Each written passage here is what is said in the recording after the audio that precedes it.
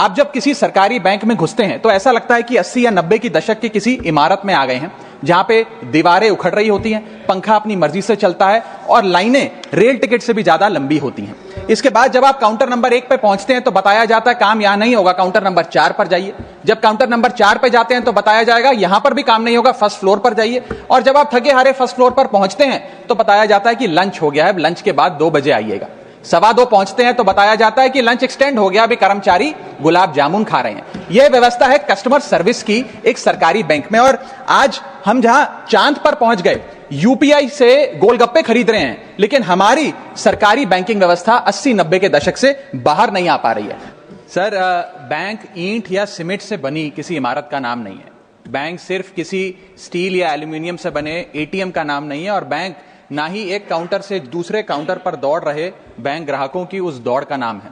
Bank नाम है विश्वास का, बैंक नाम है अधिकार का, न्याय का, समानता का। लेकिन पिछले कुछ वर्षों में यह विश्वास जो ग्राहकों का बैंकिंग व्यवस्था में था, वो कहीं ना कहीं कमजोर होता नजर आ रहा है। और उसके कुछ बुनियादी कारण, बहुत ही बेसिक कारण आज मैं सदन में आपके माध्यम से सरकार के सामने रखना चाहूंगा। सबसे पहला, पुअर कस्टमर सर्विस।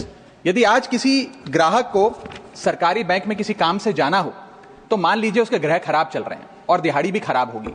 कोई नौकरी पेशा आदमी हो तो ऑफिस से छुट्टी लेनी पड़ती है, कोई स्टूडेंट हो तो प्रैक्टिकल का एग्जाम मिस करना पड़ता है, यहां तक कि साधारण सी पासबुक अपडेट कराने भी जाना हो तो वो भी एक संघर्षशील सफर में तब्दील हो जाता है। मैडम, बैंकिंग कोड और स्टैंडर्ड्स बोर्ड ऑफ इंडिया का एक सर्वे बताता है कि 45% बैंक कस्टमर्स बैंकिंग व्यवस्था से डिससैटिस्फाइड हैं, असंतुष्ट हैं। और मैं चाहूंगा आपके माध्यम से सरकार के कानों तक ये बात पहुंचे कि डिजिटल सर्विसेज का एक कस्टमर सेटिस्फैक्शन ऑडिट कराना चाहिए सरकारी बैंकों का, कि क्या हमारी सरकारी बैंकों की वेबसाइट का इंटरफेस या मोबाइल एप्लीकेशंस सरल हैं, अच्छी हैं, या कस्टमर्स उससे त्रस्त हैं।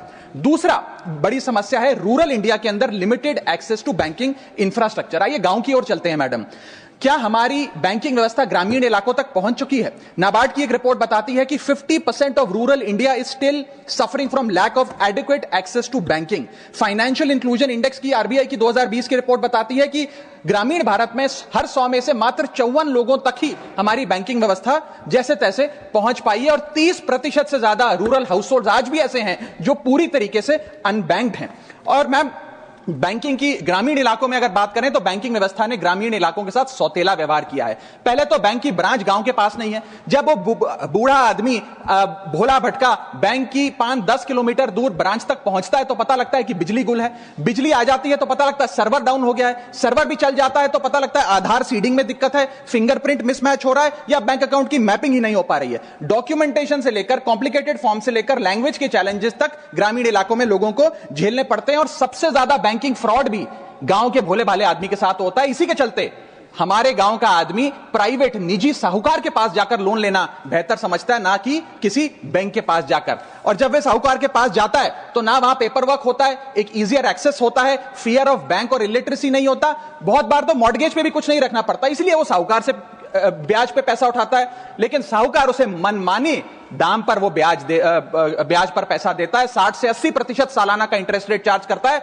जिंदगी भर के लिए उसकी गुलामी लिखवा लेता है और वो बेचारा गांव का भोला भाला आदमी डेट ट्रैप में फंस के रह जाता है। मेरी तीसरी बड़ी समस्या जो मैं आज आपके सामने रखना चाहूंगा वो है साइबर फ्रॉड और digital frauds in the banking sector. Cyber frauds वर्ष 2023 में 75,800 घटनाएं सामने आई जो कि कंप्लेंट्स दर्ज हुई। वर्ष 2024 आते आते 75,000 से बढ़कर यह आंकड़ा 2,92,000 हो गया, यानी कि 285% के बैंकिंग फ्रॉड्स की घटनाओं में इजाफा देखा गया। और 2100 करोड़ रुपए लोगों के इस बैंकिंग फ्रॉड के चलते जीरो हो गए, शून्य हो गए, उनका नुकसान हो गया। और सबसे ज्यादा कंप्लेंट्स इसमें यूपीआई रिलेटेड बैंकिंग फ्रॉड्स की आई हैं। मैडम, मैं आपको बताना चाहूंगा कि मनी थेफ्ट के साथ साथ उतना ही जरूरी है डेटा थेफ्ट। जब आप बैंक को पूरे विश्वास के साथ अपना डेटा देते हैं, अपना पैन देते हैं, अपना नाम, एड्रेस, डेट ऑफ बर्थ, तमाम चीजें देती हैं, क्या बैंक आपके डेटा को सुरक्षित रख पाता है? क्या बैंक वो जाने अनजाने में या डेटा चोरी के माध्यम से वो सारा हमारा डेटा मार्केटिंग कंपनियों के पास, क्रेडिट कार्ड कंपनियों के पास, लोन देने वाले, फ्लैट बेचने वाले लोगों तक नहीं पहुंचता? एक रिपोर्ट के मुताबिक 2019 में एसबीआई के 3 million customer account data leak हो गया और तमाम बैंकिंग हिस्ट्री लीक हो गई। 2021 में मोबीविक का 8.2 TB का केवाईसी डेटा ही लीक हो गया। 2021 में एक पेमेंट गेटवे जस्टपे का 100 मिलियन क्रेडिट कार्ड की पेमेंट डिटेल्स और रिकॉर्ड्स लीक हो गई। अब ये लीक है कि जाने अनजाने में डेटा शेयरिंग है, यह फैसला मैं आप तक छोड़ता हूं, लेकिन आपको इस डेटा लीक का भुगतान करना पड़ता है, आपको उसको भुगतना पड़ता है। और उसका सबसे छोटा सा उदाहरण है कि आए दिन आपको आपके बीवी, आपके माता पिता, आपके घर वाले फोन करके आपका हाल पूछे ना पूछे, मार्केटिंग कॉल्स वाले आपको रोज फोन करके कहेंगे कि आपका क्रेडिट कार्ड अप्रूव हो गया, आपका लोन अप्रूव हो गया, हमसे फ्लैट ले लीजिए, हमसे फलानी चीज ले लीजिए। इनके पास ये हमारा डेटा आता कहां से, एक बड़ा सवाल है।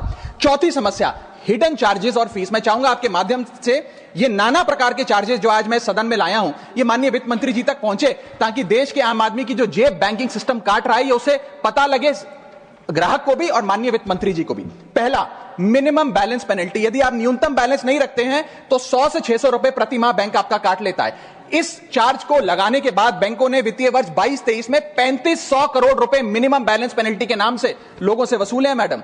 दूसरा चार्ज, एक्स्ट्रा एटीएम यूजेज। आपको एटीएम ट्रांजैक्शन के लिए 2 से 3 की मोहलत मिलती है, 2 से 3 की इजाजत मिलती है बैंकों द्वारा। अगर आप चौथा पांचवा ट्रांजैक्शन कर लें तो हर ट्रांजैक्शन पे 20 रुपए एटीएम चार्ज आपको देना पड़ता है। इनएक्टिविटी फी 100 से 200 रुपए सालाना, यानी कि अगर बैंक आप बहुत ज्यादा अपना अकाउंट यूज नहीं करते हैं तो बैंक इनएक्टिविटी के नाम पे भी चार्ज लगा देता है। फिर बैंक स्टेटमेंट आप मंगवाते हैं तो बैंक स्टेटमेंट इशुएंस चार्जेस के नाम पर आपसे 50 से 100 रुपए लेता है। फिर आप कहते हैं हमें एसएमएस अलर्ट के माध्यम से मेरे बैंक के खाते में क्या आ रहा है उसकी जानकारी मिले, तो एसएमएस अलर्ट चार्जेस के नाम पर भी प्रति क्वार्टर 20 से 25 रुपए आपसे लिया जाता है। ऑनलाइन पेमेंट करेंगे एनईएफटी की तो ट्रांजैक्शन फी भी ली जाती है। जबरदस्ती आपको पहले लोन बेचते हैं और फिर उसके बाद लोन प्रोसेसिंग फी के नाम पर 1 से 3% लोन अमाउंट का काट लेते हैं। और जब आपकी किस्मत ठीक चल रही हो और आप समय से पहले अपना लोन बकाया जो है उसका भुगतान करने बैंक पहुंच जाएं तो loan pre closure charges, early payment penalty के नाम पर भी बैंक आपसे पैसा वसूलता है। साधारण सा सिग्नेचर बदलवाना हो, नॉमिनी की डिटेल्स बदलवानी हो,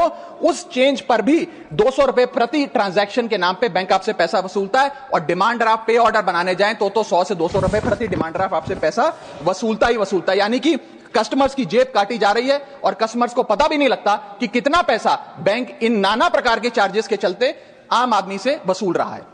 मेरा पांचवा और आखिरी point madam, insurance and investment product miss selling. अपने क्वार्टरली या मंथली टारगेट्स पूरा करने के लिए बैंक के एग्जीक्यूटिव मिस सेलिंग करते हैं, गलत प्रोडक्ट लोगों को बेचते हैं। यह भी एक प्रकार का हनी ट्रैप है। मीठी मीठी बातें कर भोले भाले मासूम लोगों को ऐसे प्रोडक्ट्स बेच दिए जाते हैं जिनकी जरूरत उन्हें है ही नहीं।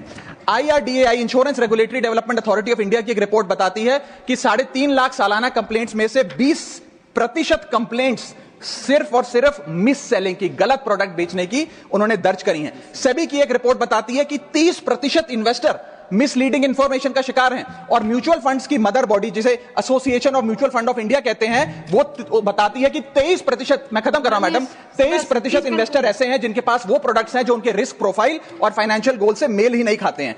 तो मैडम, मैं इन सारे जो समस्याएं बताई हैं उसके माध्यम से समाप्त कर रहा हूं। बस इतना ही कहना चाहूंगा कि ये बड़ी बुनियादी समस्याएं हैं जो आज इस देश का एक आम अकाउंट धारक, एक आम आदमी सफर कर रहा है। मैं चाहूंगा माननीय वित्त मंत्री जी इन बुनियादी सुविधाओं का, इन बुनियादी समस्याओं का समाधान दे। बहुत बहुत शुक्रिया।